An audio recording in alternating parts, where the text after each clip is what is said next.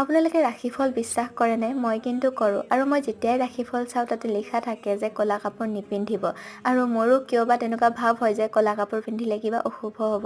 তথাপিও আজি ক'লা কাপোৰ এযোৰকে পিন্ধি সিহঁতৰ লগত ওলাইছোঁ। দেখিছেনে লিপষ্টিকটো আমাৰ কাৰণে কিমান ইম্পৰ্টেণ্ট, ৰাস্তাৰ মাজতেই লগাইছে। আমি গৈছোঁ খানাপাৰা ফিল্ডতে হৈ থকা ৰঙালী চাবৰ কাৰণে। অৱশ্যে ভিডিঅ'টো এদিন পিছত আপলোড দি আছোঁ, সেইকাৰণে যেতিয়া আপুনি চাইছে তেতিয়ালৈ ৰঙালী শেষে হৈ আছে। ইপিনে ষ্টেজত কিবা হৈয়ে আছে।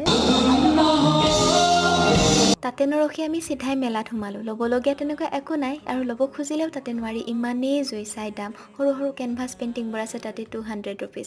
তেওঁলোকৰ হাতৰ কাম, তেওঁলোকৰ কষ্ট, তেওঁলোকে ল'বই, কিন্তু আমি ল'ব নোৱাৰোঁ কাৰণ আমাৰ ইমান পইচা নাই। তাত অহা প্ৰায়ভাগ বস্তুৱেই হাতেৰে তৈয়াৰ কৰাই আছিলে।